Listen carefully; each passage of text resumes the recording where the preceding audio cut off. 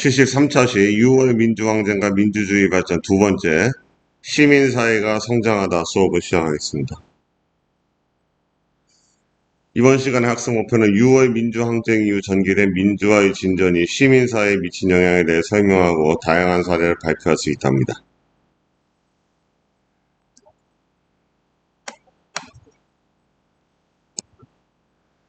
단원의 내용은 시민운동의 성장, 시민의 정치 참여 확대, 인권 증진과 사회복지 확대입니다. 교과서 본문을 보겠습니다. 시민사회가 성장하다. 사이버 외교사전단 반크는 인터넷상에서 전세계 외국인에게 한국의 역사와 문화를 알리기 위해 설립되었다.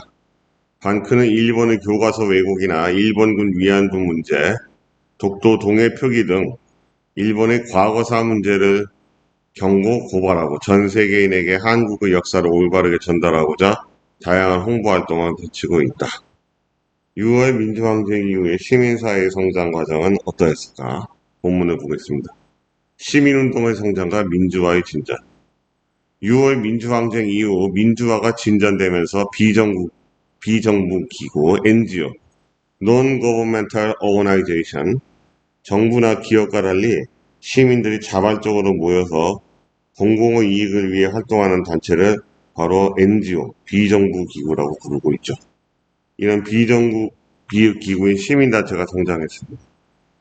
시민단체는 경제정의, 환경, 여성, 사회적 약자 등 다양한 영역에서 활동하며 사회 문제를 제기했습니다. 1990년대에 들어오면서 경제정의 실천 시민연합, 줄여서 경실련은 급속한 경제성장 과정에서 생겨난 부동산 투기, 정경유착, 불공정한 노사관계, 부와 소득의 불공정한 분배 등을 몰아내기 위한 활동을 전개하였습니다. 또한 1994년 출범한 참여연대는 참여와 인권이 보장되는 민주사회 건설을 목표로 정치와 경제 권력의 남용을 견제하고 고발하는 권력 감시 활동과 시민의 정치적, 경제적 권리 확대 정책을 연구하는 활동을 추진했습니다. 시민운동이 다양한 영역으로 확대되면서 환경정의라는 목표 아래 환경운동이 새로운 시민운동으로 부상했습니다. 1991년 낙동강 패널 방류 사건을 계기로 다양한 환경운동단체가 결성됐으며 1993년에는 환경운동연합이라는 더 확대된 시민연대가 조직됐습니다. 2000년대 들어서는 환경운동은 감시자의 역할에 주력했던 활동 노선에서 벗어나 환경오염 방지와 지속가능한 사회 실현을 목표로 활동하고 있습니다. 여성운동은 가부장제의 철폐와 성차별의 타파, 여성의 주체성과 자율성 확보 등을 중심으로 과제로 삼고 있습니다. 특히 노동 현장에서는 여성의 인권 보호를 위한 운동이 전개되었는데 외환위기 이후에 비정규직 노동자의 비중이 높아지면서 비정규직 여성 노동자들의 기본권을 보장하고 차별을 철폐하자는 움직임이 나타나기도 했습니다. 한편 여성의 사회적 지위 향상을 위한 노력도 함께 전개됐습니다. 2001년에는 여성부가 설치되어 여성 문제를 전담했고 2004년에는 성매매 금지법이 시행되었습니다. 2008년에는 호주제가 폐지되고 가족관계 관련법이 개정되어 여성의 지위 향상뿐만 아니라 다양한 형태의 가족에 대한 사회적 배려도 이루어지고 있습니다. 내용 정리가 이렇게 되는 것이고요. 그다음에 시민의 정치 참여 확대. 시민의 정치 참여는 선거 공영제와 지방자치제 등을 통해 확대됐습니다. 선거 공영제란 오른쪽 날개뼈에 있는 것처럼 선거운동은 선거관리기관이 주관하고 선거에 대한 경비는 국가가 지불함으로써 부담을 낮춰 국민의 정치 참여를 국가가 보장하고자 하는 제도입니다. 2000년에 참여연대 환경운동연합, 한국여성단체연합을 중심으로 450여 개의 사회단체가 모여 출범한 총선연대는 부패행위나 불성실한 의정활동과 관련된 부적격자를 정당 후보로 공천하지 않도록 정당에 요구하고 일반 유권자들에게는 부적격자의 표를 주지 말자는 낙선운동을 벌였습니다. 한편 시민들은 다양한 형태의 집회에 참여하는 정치적 의사를 표현하기도 했습니다.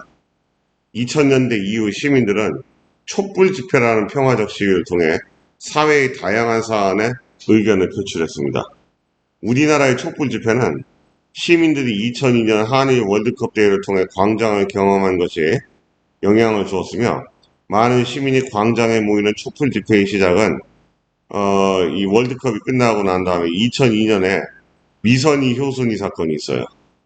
미군 장갑차 훈련하던 주한미군 장갑차에 당시 월드컵 응원을 가던 미선이 효순이 중학생들 여중생들인데 이 두 학생이 장갑차의 레일에 깔려서 사망하는 사건이 있었습니다. 근데 이제 주한미군은 이 사건에 대해서 이제 책임을 지지 않으려고 했어요. 그래서 이 미선이 효순이 사건을 계기로 해서 어, 미국에 대한 이 책임을 묻는 이 대규모 반미 집회가 열렸죠.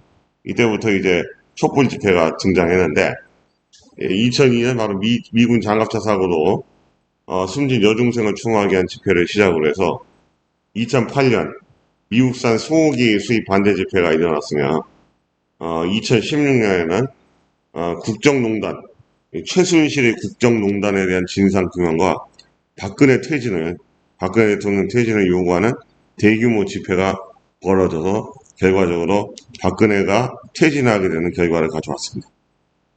자, 그 다음에 인터넷 누리소통망 등의 대중화는 이러한 시민들의 정치 참여를 더욱 촉진하였습니다.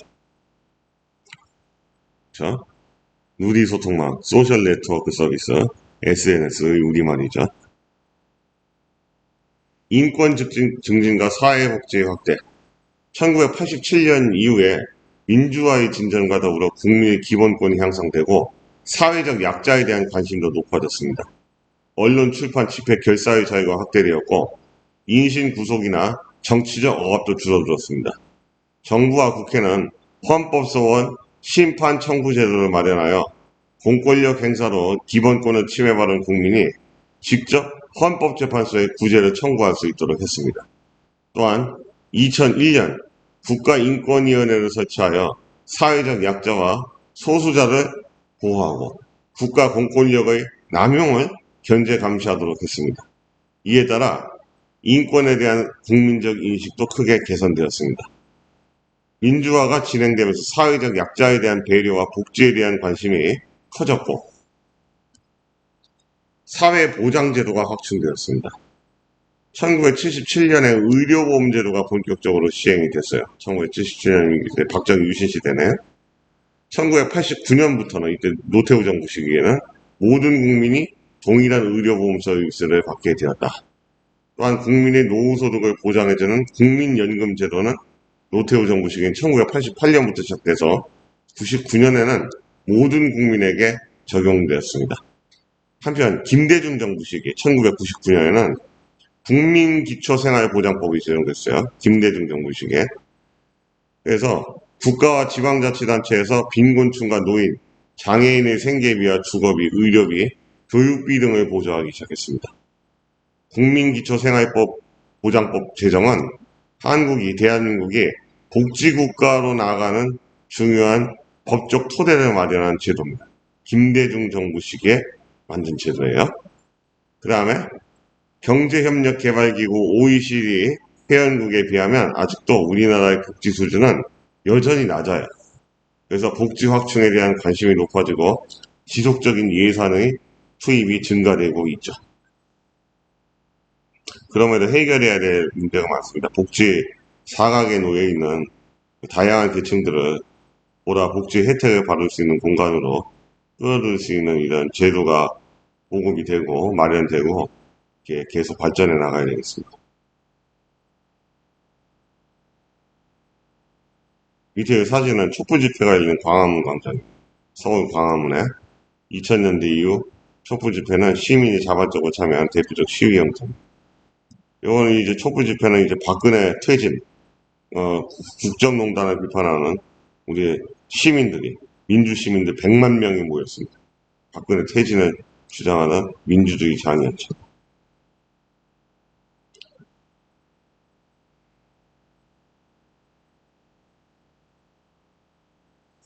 그래서 복지제도의 확충 과정은 연도별로 정리가 되어 있습니다. 국민기초생활보장법이 99년에, 의료보험법은 77년에. 국민연금제도는 88년에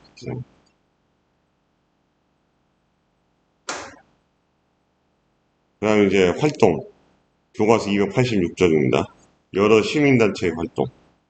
왼쪽 자료는 호주제 폐지 운동이고요. 오른쪽 자료는 환경단체의 기름 유출 재발 방지 마련 촉구 집회입니다. 자료에 나타난 시민단체의 활동 결과 우리 사회에 어떤 영향을 미치지 써보면 시민단체 활동은 사회의 문제에 대한 여러 의견을 표출할 수 있는 창구 역할을 하며 정부의 정책 변화에도 영향을 미칠 수 있습니다. 두 번째, 자신이 시민단체에서 활동한다면 어떤 분야에서 활동을 펼칠지 백자인으로 서술해보자. 환경운동 분야의 시민단체에서 환경오염으로 서식지를 잃거나 멸종위기에 처한 동물을 보호하는 활동을 하겠다. 이렇게 예를 들면 이렇게 쓸 수도 있다는 거죠. 스스로 매듭 짓기입니다. 1번에 들어갈 용어는 6.29 민주화 선언이고 2번에 들어갈 용어는 비정부기구가 되겠습니다. NGO가 되겠어요.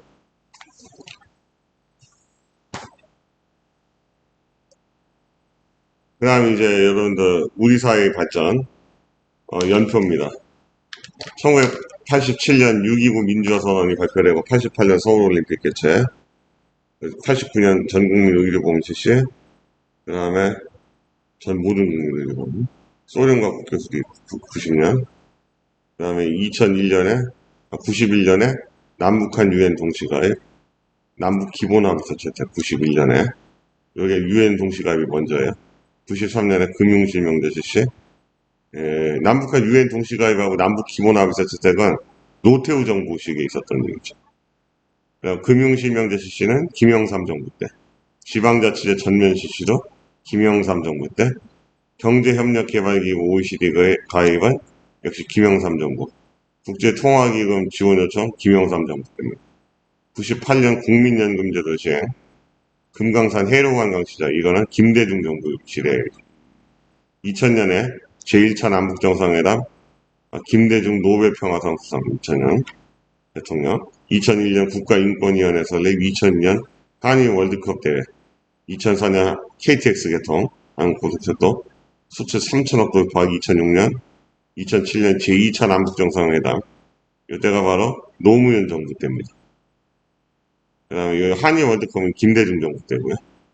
호주제 폐지 2008년 G20 서울 정상회의 이제 이명박 정부 때입니다. 2013년 한국 최초 우주발사체 나로 성공 2018년 평창 동계올림픽 대회겠죠. 비정부기구 총선연대 X 그 다음에 X 5가 되겠죠. 이거는 학습지 시민사회가 성장하다 내용입니다. 첫 번째 대통령 직선제 개헌 기본권 보장 등을 주요 내용으로 노태우가 발표했던 선언은 6.29 민주화 선언이 되겠죠. 6.29 민주화 선언. 헌정사상 최초로 여야 간 평화적 정권 교체가 이루어진 것은 제15대 대통령 김대중 대통령이죠. 김대중이 대통령이 됩니다. 6월 민주항쟁 이후 1번 개념 정리입니다. 민주항쟁 이후로 시민단체가 성장했습니다. 바로 NGO라고 불리는 비정부기구 NGO라고 불리는 시민단체들이 성장했죠. 그래서 2번은 대표적으로 경제정의 실천 시민연합 줄여서 경실련 경제정의 실천 시민연합입니다. 그 다음 자료학습 1번 2008년에 호주제가 폐지됐죠.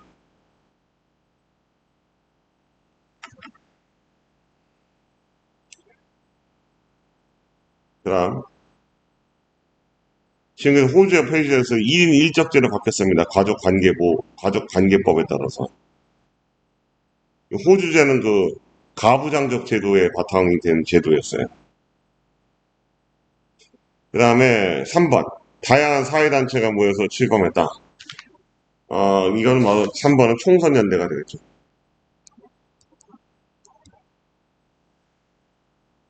그래서 부적격자, 국회의원 부적격자들 낙선시키는 낙선운동을 전개했다. 총선연대가. 그 다음에 헌법소원 심판 청구제도 하고 이제 4번에다 국가인권위원회가 설치됐죠.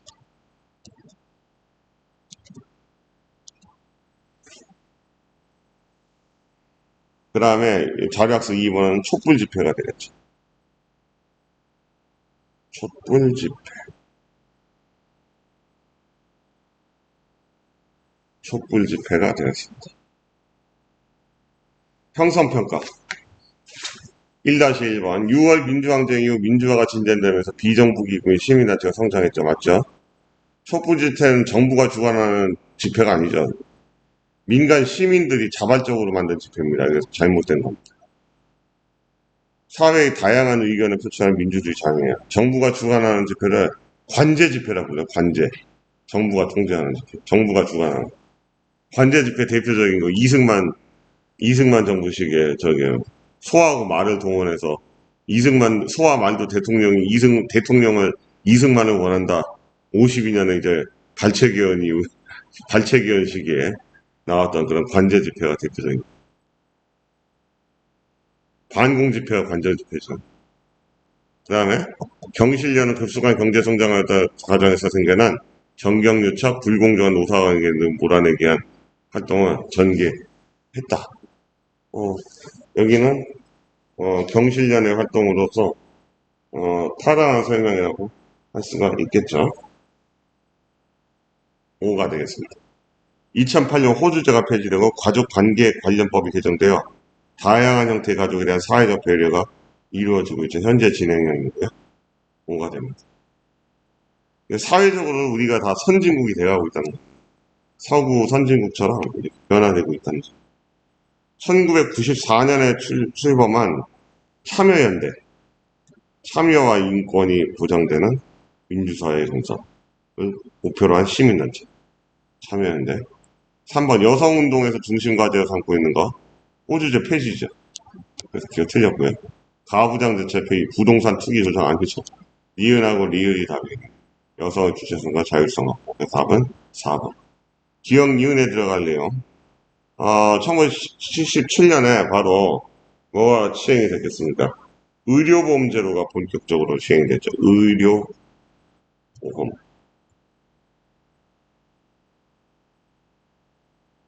의료보험제도. 그 다음에 1988년부터는 국민연금제도가 시행이 됐죠.